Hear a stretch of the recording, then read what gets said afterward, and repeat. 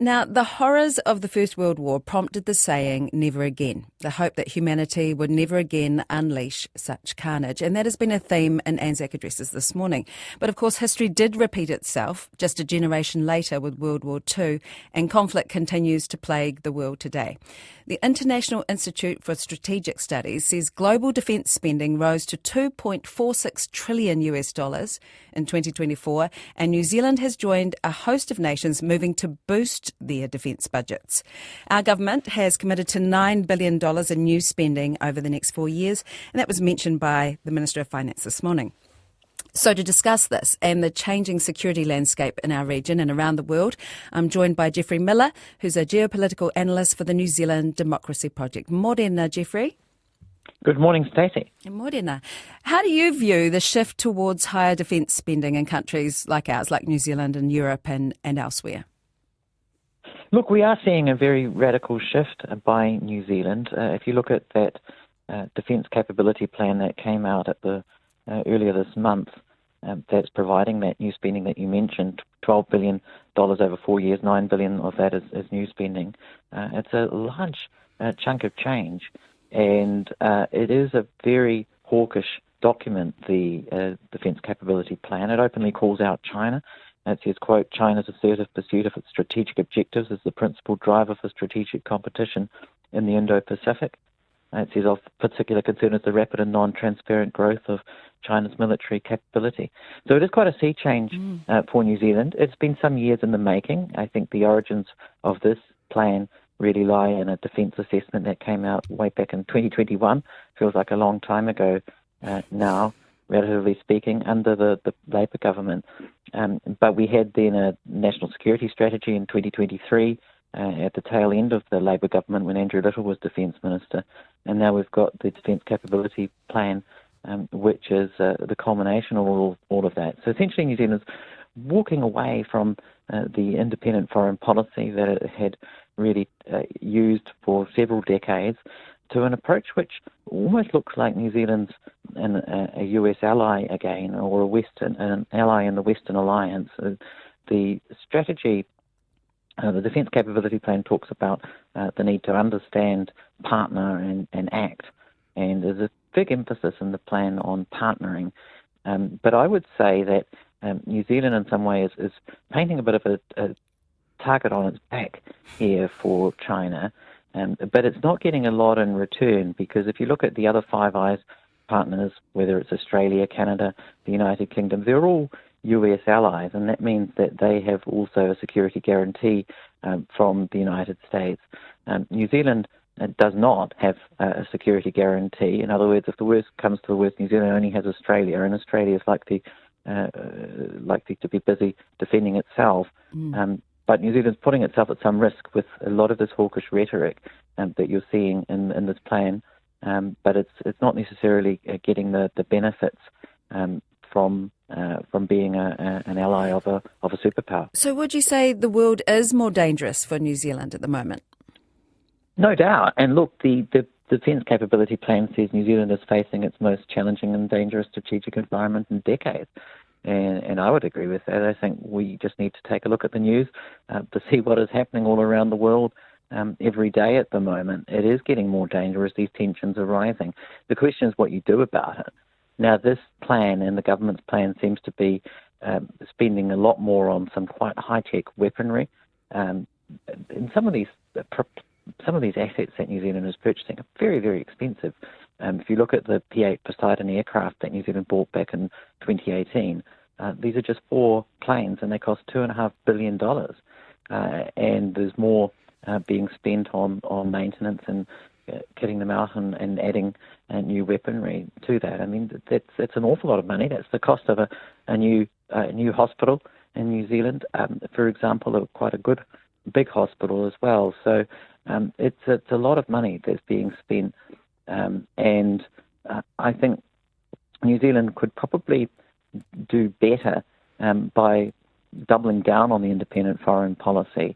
The reality is, while $9 or $12 billion is a lot of money in the New Zealand context, it's not a lot compared with the defence budgets of these superpowers. The US has a $1 trillion annual defence budget. China's at around $500 billion dollars. So this money is really sort of water off a duck's back, and yet New Zealand is putting itself at some risk, and we're already seeing some unhappiness from China at some of the positions that New Zealand is taking. Yeah. So when you say that, it does seem a bit hopeless, doesn't it? So what can New Zealand do when you say we're tiny compared to those superpowers? I see in some of your writing you talk about, you just mentioned doubling down on independent foreign policy and being a bit more like Switzerland. In what way? What would that mean? Well, look, in my view, we need dialogue, we need de-escalation diplomacy, and I think New Zealand can really do more in that space. And I think we just need to take a wider view of defence. Look, I think New Zealand probably is going to need to spend more on defence, and quite possibly a lot more. The question is what you spend it on. And you can spend it on some of these this high-tech weaponry and new aircraft. You can spend it on helicopters. One of the proposals in the plan is to spend $2 billion plus on a fleet of maritime helicopters that will have offensive capabilities. Or you can plough some of that money into diplomatic efforts. I mean, New Zealand spends under $2 billion on its entire foreign affairs budget, and more than half of that is the foreign aid budget. So actually, for under $1 billion, well under $1 billion, in fact, New Zealand is getting 50 diplomatic missions around the world, 1,200 staff at the Ministry of Foreign Affairs and Trade. I think it's a pretty good deal. And the reality is that talk is quite cheap. Diplomacy is quite cheap compared with a lot of these military capabilities. And so, yeah, I think, you're talking about impact for the spend, aren't you? Indeed, it's about bang for your buck. And the thing is, because New Zealand has this credibility as a small state that we can talk to all sides, and this is something that's built up over decades, and almost as an accident of history through the nuclear-free policy that developed into the independent foreign policy, and then we had the end of the Cold War. And it was all very fortuitous for New Zealand, but it did mean that New Zealand was able to talk credibly to all sides. It meant also China was more open to working with New Zealand. That's why New Zealand got that free trade agreement as the first Western country. And yet New Zealand also rebuilt its ties with the United States after the 1980s. So in a sense, New Zealand was in a position up to, I'd say, 5 to 10 years ago, where it was having its cake and eating it too. But now you're seeing New Zealand being very scared of what's happening in the global environment, and it is going back to a more ally-like position. And yet we're not a US ally, and the government seems to shy away from even wanting to talk about that side of things. It mentions, the Defence Capability Plan mentions ANZUS several times. And that's the old alliance between Australia, New Zealand and the United States. And New Zealand was effectively cut out of that in the 1980s. The US suspended its obligations to New Zealand under ANZUS in 1986 as a result of that nuclear-free policy. And that's remained the case. So New Zealand is still not a US ally, but we're exposing ourselves to some risk, and we're acting as if we are. And we're purchasing all of this high-tech military hardware. We're talking tough on China. We're putting out quite a lot of hawkish rhetoric, and things are not good between New Zealand and China at the moment. The relationship is not in good health. Christopher Luxon still has not visited Beijing well into his term as Prime Minister, despite visiting many other capitals around the Asia Pacific. So it's becoming more and more conspicuous, the fact that he hasn't been there. One of the things sorry, just to jump in there about anti-nuclear policy, I mean, it's one thing we're known for. Should we have an open debate about that? Well, look, in my view, doubling down on the independent foreign policy is the smarter way to do things. But I think if you are one of the proponents of this plan, if you're the government, you should look at that, because I think you're taking on an awful lot of geopolitical risk here with this plan and with this strategy, with this approach of talking tough to China, working very closely with Australia, working very closely with other Five Eyes partners. But you're not getting much in return. There's no free trade agreement with the United States. If we just look at the whole trade war and the tariffs, we've got a 10% tariff now that New Zealand exporters are effectively having to pay. And you're not a US ally, so you don't have the security guarantee. So if the worst were to happen, New Zealand wouldn't have a superpower coming to its rescue. And if you think, well, that doesn't matter, well, you look at Ukraine. Security guarantees can matter. I think it would be smarter, though, to go down the independent foreign policy route, to double down on that, and to take us out of that picture where we're actually advocating for less conflict and to mediate between some of these superpowers and big powers that are willing to fight.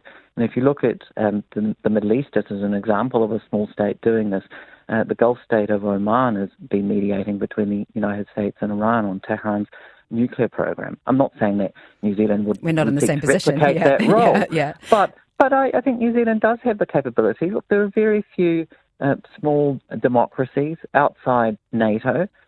New Zealand has some experience in doing this work. It goes back to the 1990s, typically, with what happened with Bougainville, for example. But I think New Zealand is more than capable of doing this work, because if not us, then who? And if not now, then when?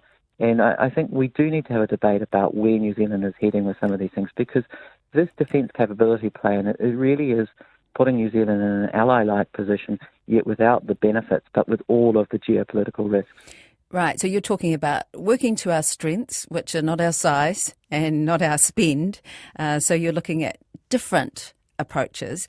And you mentioned democracy, and you work at the Democracy Project, and its aim is to enhance New Zealand democracy and public life by promoting critical thinking, analysis, debate and engagement on politics and society. So many of the sacrifices that we commemorate on Anzac Day were to defend democracy. But as you look at where we are right now, misinformation, disinformation, is democracy on the ropes?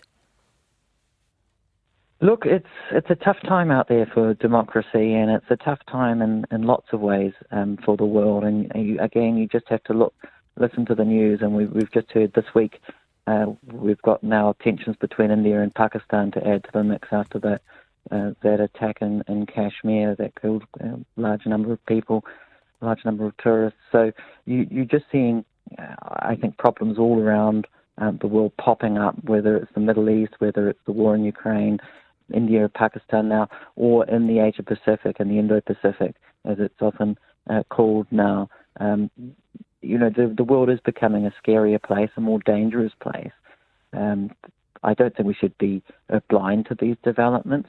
I'm not calling for New Zealand to abolish its armed forces or anything like that. Yeah. I think if you do take an independent foreign policy position, it can be quite expensive. It's not necessarily a cheap option. Switzerland, during the Cold War, spent well over 2% of its GDP on defence. It's spending more now as well, like New Zealand is, although it's spending less than New Zealand's proposing. Yeah. So when you can only rely on yourself, it's not a cheap option. But you've got to look at what New Zealand can do best. And I think New Zealand's credibility is the biggest thing that it has, and that's something that you can't buy. The credibility that New Zealand has built up over several decades, and you can put that to good use to try and reduce the likelihood of an all-out war, of a World War III. And it's scary to say these kinds of things, but that's the road that I fear that we're on, that we're heading to a greater global conflict. And rather than seeing that as an inevitability, I think we need to work to avoid that. And I think New Zealand does have capabilities that it can bring to bear in that respect. That's interesting that you reference Switzerland, because now it is an adjective to say I'm Switzerland. And so now when we say I'm New Zealand, we need to clarify what that means in 2025. So thank you so much for that insight and challenge. Jeffrey Miller, who's a geopolitical analyst for the New Zealand Democracy Project. Tēnā rawa tukue. Thank you.